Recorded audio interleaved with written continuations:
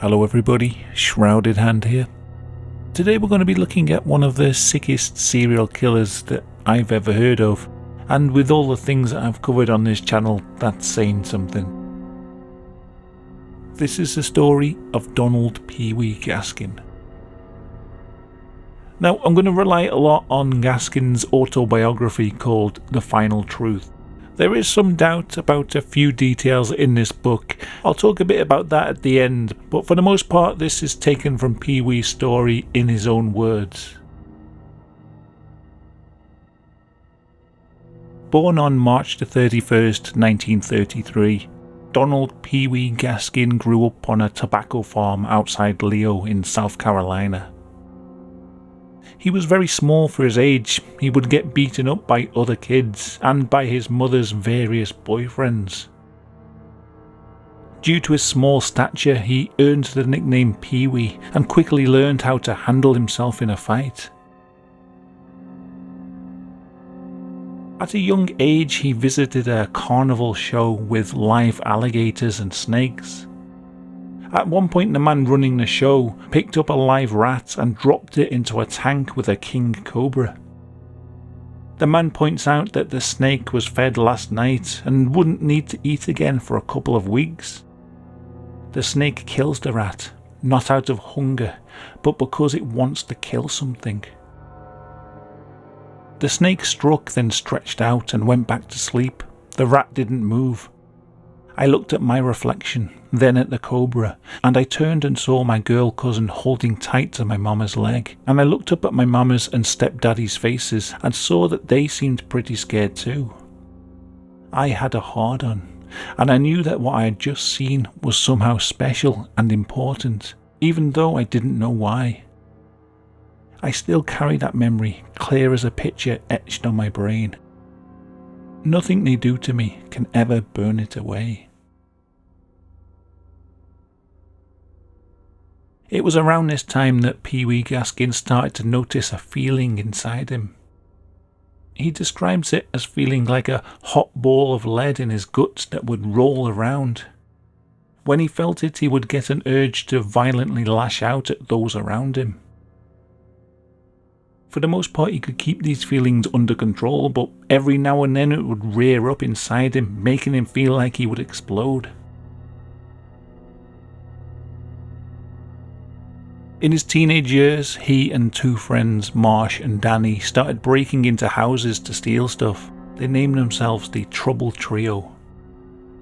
With the money they earned from the burglaries, they started visiting prostitutes, but soon decided that they didn't like these older women and wanted to experience a younger girl. One night they lured Marsh's 13-year-old sister to the Trouble Trio's hideout and gang raped her repeatedly. The girl's parents eventually found out about this. As punishment, Marsh and Donald were dragged into a barn and suspended naked upside down, then beaten with paddles until their bodies were broken and bleeding. In his book, Pee Wee Gaskin recalls how he got an erection during this punishment. It seems that from a young age, he was already associating fear and pain with sexual arousal. At the age of 13, while he was breaking into a house, he was confronted by a girl that he knew. She chased him out of the house with a hatchet and he tripped up on a tree root in the garden. She caught up with him, but he managed to grab the hatchet out of her hand and hack at her with it, beating her over the head, arms and back, sending her to hospital in a serious condition. As the girl knew who he was easily identified and arrested. For his crimes, he was sent to the state reformatory known as the South Carolina Industrial School for Boys. He would remain there until he was 18. Life in the reform school was brutal.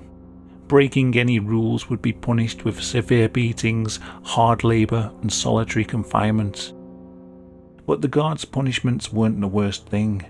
It was the other boys in his dorm. The older boys would treat the weaker ones like their own personal sex slaves, passing them round to other dorms in return for money and cigarettes. Pee Wee Gaskin, being so small for his age, was one of the main targets. When he refused to do what the older boys wanted, he was gang raped in the showers by about 20 different people. He managed to escape from the reformatory multiple times over the years. Each time he was quickly caught and sent back. Each time he was sent back, the punishments were more severe than before, both from the guards and the older boys. His final escape was just a few months before he was due to be released. He managed to get a job working at a circus, he met a girl and he got married, all before returning to the reformatory to finish his sentence. After his release from the South Carolina Industrial School for Boys, his wife Mary became pregnant and Pee-wee took various jobs to try and support his wife and their expected baby. He got involved in a racket with a friend he had met in the reformatory. They took jobs on tobacco farms. Then, after the tobacco was harvested, they would sneak into the barns at night and steal the produce. They would then set fire to the barns to hide their tracks.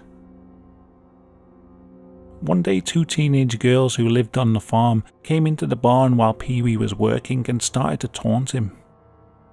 They said that they knew he was involved in the barn burnings and that he was going to get fired before his next pay packet. In a rage, Pee-wee swung at one of the girls with the hammer he was holding and cracked her in the side of the head. He beat her several more times in the skull, then as she lay on the floor, he kicked her in the face. For that attack, he was sent to the South Carolina State Pen for 6 years. Life in the pen was even worse than in the reform school. Once again, he was picked out by the stronger men and passed around like a plaything. The only thing is that they liked it much rougher than the boys in the reformatory. He was regularly beaten and tortured just for their amusement. After 6 months of this treatment, he decided the only way to stop the abuse was to make a name for himself. Maybe, he figured, if the other prisoners were scared of him, they would stop using him as their plaything. The toughest guy in the prison was somebody called Hazel Brazel. Brazel was considered untouchable, and he surrounded himself with other violent prisoners for protection. Gaskins hatched a plan. He was excited about the challenge of getting to Brazel. Over a few days, he slowly gained the man's trust by visiting his cell with a sandwich from the kitchen, saying that it was a gift from another prisoner. The cell was usually guarded by a few of Brazel's goons, but eventually he was allowed into the cell alone. On this occasion, Brazel was sat naked on the toilet. As Gaskins passed him the sandwich, he quickly pulled a paring knife out of his pocket and plunged it into Brazel's throat. This was Pee-wee Gaskins' first murder. He said that he'd always wondered what it would be like to kill someone, but as he slit Brazel's throat, he felt nothing. This killing got Pee-wee Gaskins 6 weeks of solitary and 3 years added onto his sentence, but most importantly of all, it got him the respect of the other prisoners. About 3 years into his sentence, Gaskins escaped from prison on the back of a garbage truck by hiding in a garbage can. He got a job working at a carnival and he started a relationship with a contortionist. In a crazy twist of events, it turns out the contortionist was also on the run from the law. She tricked him into helping her husband escape from jail, and then she stole Gaskins' car and left him in a motel room to be arrested and sent back to jail. He got 3 more years added on to his sentence. On August 6, 1961, Gaskins was released from prison and went back to South Carolina. He took various odd jobs and started robbing houses to make money again. It wasn't long before Gaskins was in trouble again, seemingly never learning from his mistakes and guided only by his libido and lack of morals. He set his sights on Patsy, a 12-year-old girl that lived down the road from his mother's house. One day, whilst Patsy was alone in a house, he paid her a visit. He ordered her into a bedroom, raped her, then fled, taking the girl with him. When the girl's aunt came home, they saw the blood on the bedsheets and knew exactly what had happened and who had done it. Police were called to Pee Wee Gaskins' house and they found him pretending to be asleep in a bedroom. They found Patsy hiding behind a cupboard in the corner. Gaskin was taken into custody, but being the escape artist that he is, he managed to escape out of a window in the waiting room before they even had a chance to interrogate him. But he was eventually caught again. This time he was given 6 years for statutory rape and 2 for escaping. This time in prison he didn't need to try and make a name for himself, and so he did his time quietly. After 4 years he was paroled because of his exemplary behaviour.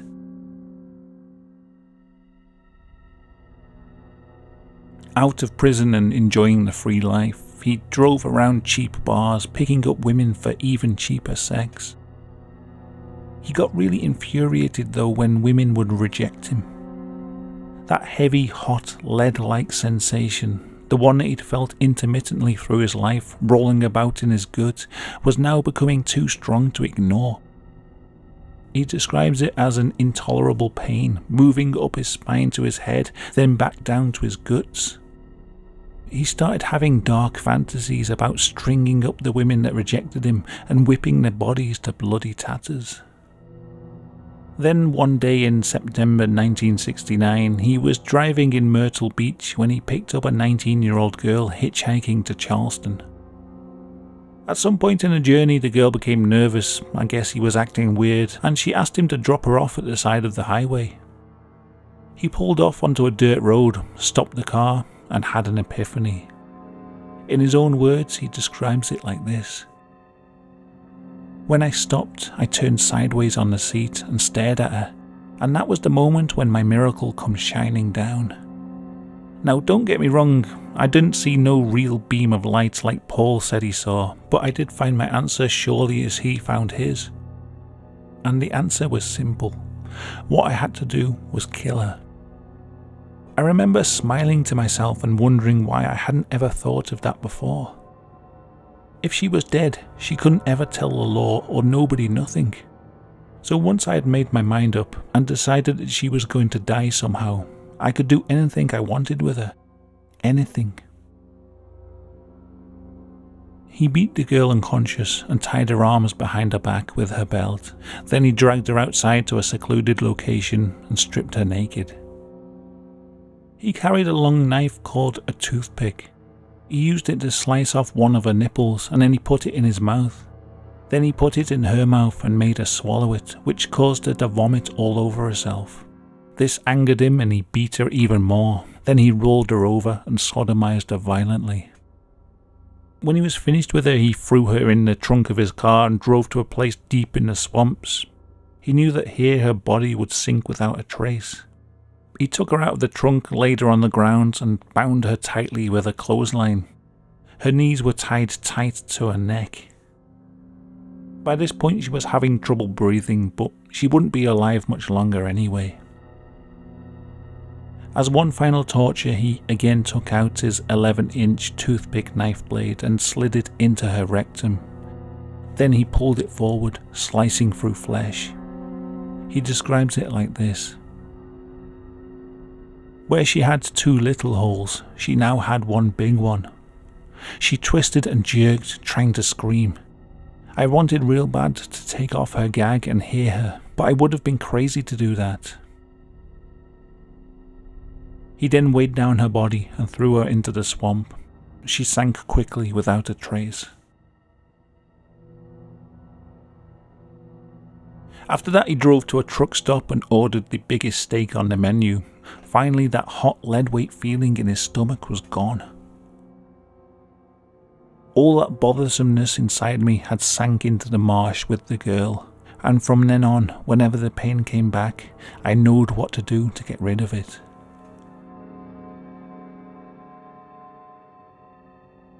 After the first girl, he started to plan his murders more carefully, visiting hardware stores to buy equipment and driving along the coast looking for isolated spots to carry out his deeds.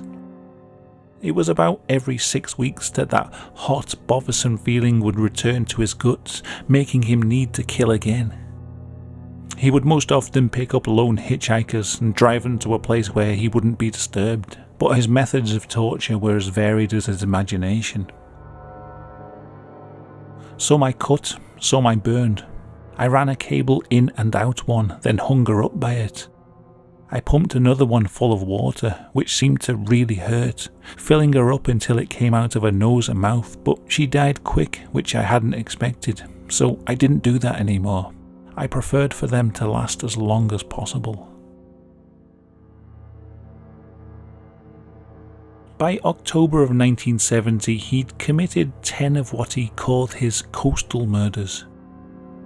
He saw these almost like practice runs, murders committed so that he could perfect his technique.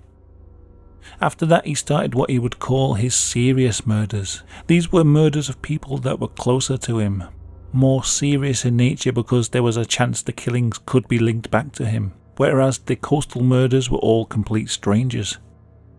For example, his first serious murder victims were his own niece Janice and her friend Patricia. He picked them up one night after they'd been out drinking.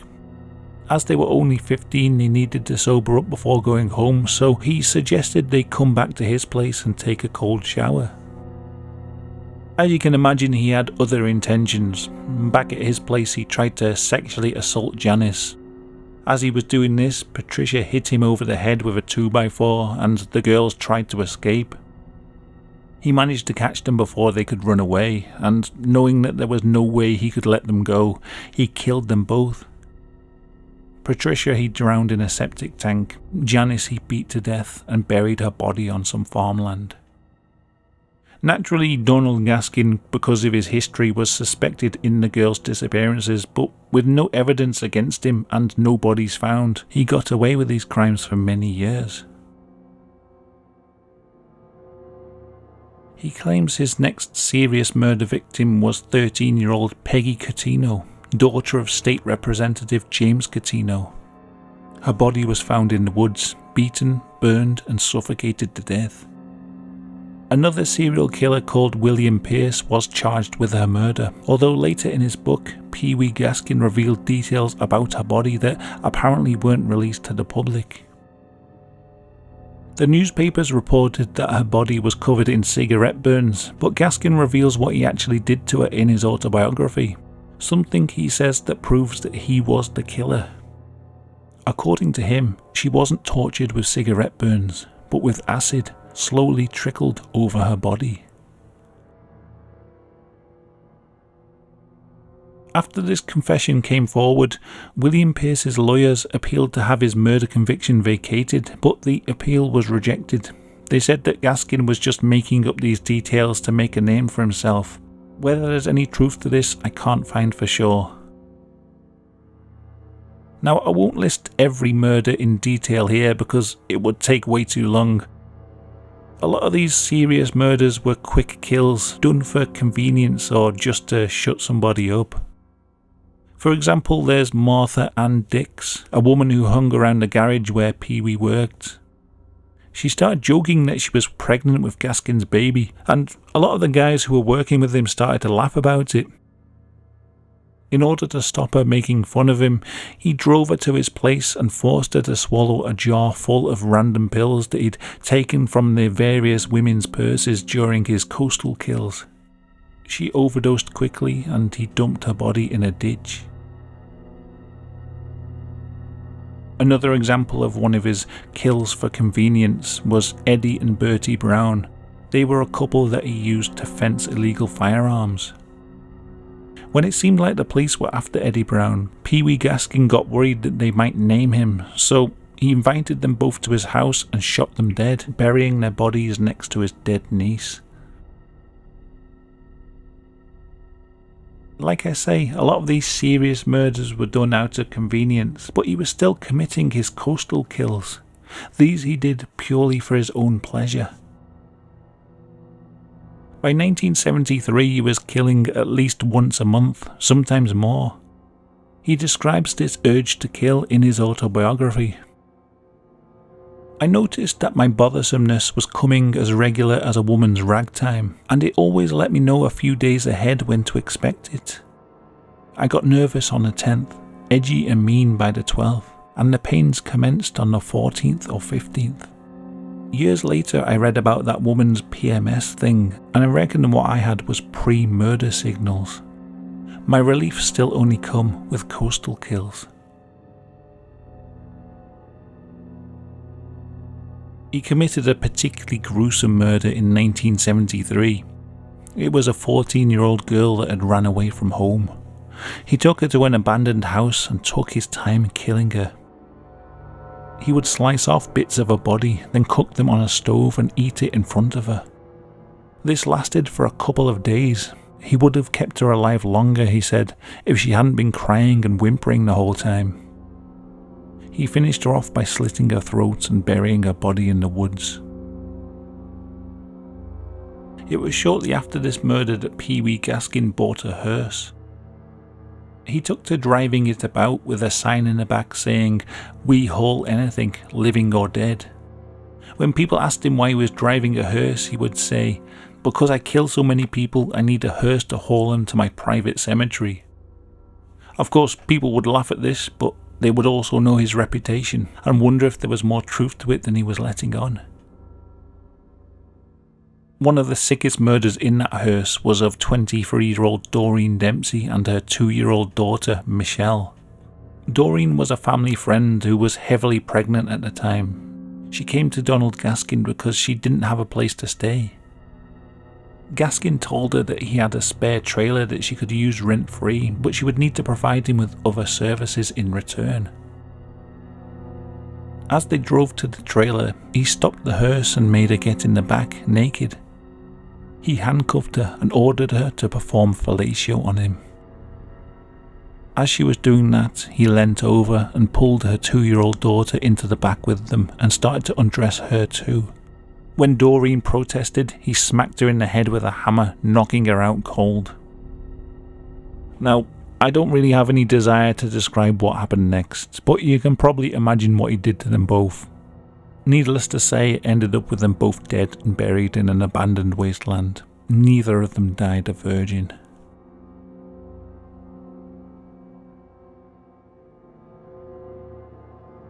In March of 1974, he was prowling for coastal kill victims when he stopped to pick up 2 hitchhikers. He mistook them for girls from behind, but when he stopped, he realised it was 2 long-haired boys. Being the nice guy that he is, Gaskin decided to give them a lift anyway, and using his usual routine, he made an excuse to drive into an isolated back road, and then he pulled a gun on them. During a long session of torture and sexual assault, he lit a camping stove. He then sliced off their testicles and part of their penis, fried it up in front of them and ate it. To staunch their bleeding, he melted some lead on the stove, then poured it over their wounds. Same as his other coastal kills, when he was done he weighted down their bodies and threw them in the swamp. Up to that point, his coastal kills had consisted only of women, but from then on he added men to his victims. The events leading up to his arrest are pretty convoluted. To cut a long story short, it was 1975, what he describes as his killingest year. For the most part, he'd committed his murders alone, but on the 10th of October he murdered 2 half-brothers, Dennis Bellamy and Johnny Knight, with the help of his friend Walter Neely. Walter was an old friend of Gaskins. The two had met in prison, and since then they'd worked together repainting stolen cars. The 2 half-brothers were hired as mechanics in the garage where Pee Wee and Walter worked. They suspected the brothers of trying to steal from them, and so Pee Wee drove them out into the swamp and shot them in the back of the head. Walter Neely then helped Gaskin bury the bodies. As a further test of his loyalty, Pee Wee then pointed out other areas in the swamp where he'd buried more people. Walter Neely seemed pretty calm about it all. He even took Johnny Knight's shoes home to keep for himself. Unfortunately, after that night, Walter's conscience started to get the better of him. He began having nightmares about the dead people buried in the swamp. He was afraid to be alone in the dark, feeling that their ghosts were haunting him. It got so bad that he visited his church and confessed all to a priest. The preacher convinced Walter to go to the police and tell them what he'd seen, and so he did. He told the police about helping Pee-wee to bury Johnny and Dennis. Then he led them to the area so that they could dig up the bodies. Pee-wee Gaskin was arrested and eventually sentenced to the electric chair. However, he wasn't done killing yet. During his various times in prison, he'd made some mob connections, and word got to him that somebody wanted the man in the cell next to him dead. The man was Rudolf Tyner. He'd killed a married couple whilst robbing a store, and now the son of that couple wanted Rudolf killed in case he was granted a stay of execution. Although Rudolf Tyner was in solitary in a maximum security wing, Gaskin accepted the challenge and made plans to kill him. He befriended Tyner and started supplying him with drugs. At first he tried poisoning him, but when that failed he came up with an extremely elaborate plan. He managed to get some C4 explosives smuggled into a cell in the heel of a hollowed out boot. He put the explosives in a makeshift communication device and smuggled it into Rudolf Tyner. This was basically a plastic cup with a speaker inside. Underneath the speaker was the C4. He told Rudolf Tyner to feed the wires coming out of the cup through a pipe into Gaskin's cell. Now, he said, whenever Tyner wanted drugs, he just had to use the device. To test it out at a pre-arranged time that night, Rudolf Tyner was to hold the cup to his ear and call out to Gaskin. Amazingly, all went to plan. Gaskin heard Tyner's call, then he detonated the C4 and blew Tyner's head clean off. To give Pee-wee his due, he might have been an evil psychopath, but he was also pretty inventive. As his execution approached, Pee-wee Gaskin began to work on an autobiography called The Final Truth. In it, he estimates he must have killed over 100 people all in all. Now, as I did imply at the beginning, there is some dispute as to how much of this story is true. Some speculate that he made up a lot of it in order to make a name for himself before he died. The problem is he never told the police where the majority of the bodies were buried, so it's impossible to verify much of what he said. However, there were times where he needed to cut a deal with the police, and so he would give up information on where certain bodies were stashed, and whenever they searched there they would indeed find a corpse, meaning that at least part of his story is true. His confessions are oddly specific too. For example, he makes repeated references to how he likes to plug up a woman's urethra with small balls of lead, something he says, judging from their reaction, that causes them a great deal of pain. It's the little details like that that make his confessions seem more than mere fantasy, but who knows, maybe he's just a good storyteller with an eye for disturbing details. It's definitely more comforting to believe that anyway. In a final act of defiance, he slashed his wrists with a razor blade hours before he was to be executed, but he was simply patched up and led to the chair in bandages. He was executed on the electric chair on September the 6th, 1991. The locations of most of his victims' bodies died with him.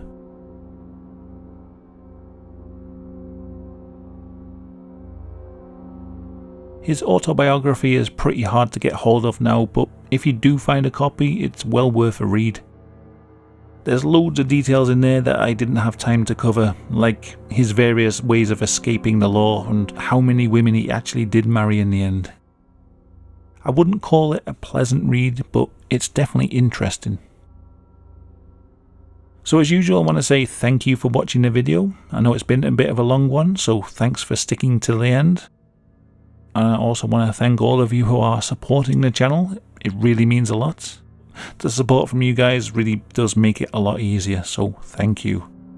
So yeah, thanks again, and if you're new here then check out my YouTube or my Odyssey channel. I'm trying to branch out a bit onto other platforms just in case, so yeah, check them out. Okay, until next time, goodbye.